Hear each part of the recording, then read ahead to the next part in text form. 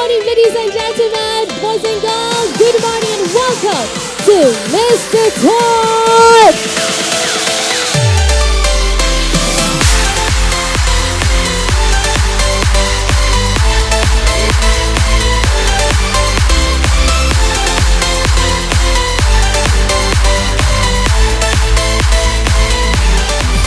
Ready, set, go!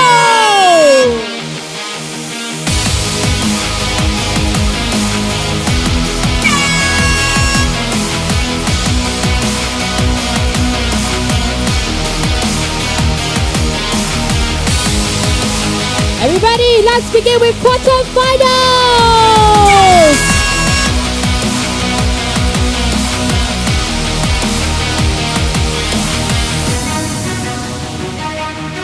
Our final round right now. Daripada tim Johor, kita ada tim Negeri Sembilan dan juga tim Perak hari ini.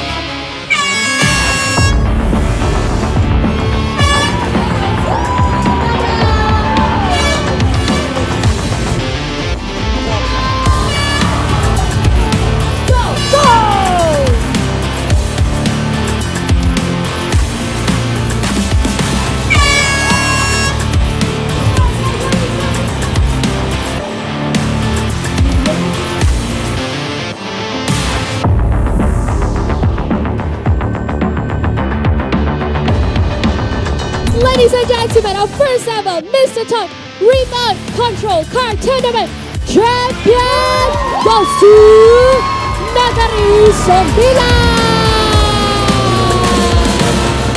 Alhamdulillah, kami rasa terharu lah, bangga dan gembira dapat menang.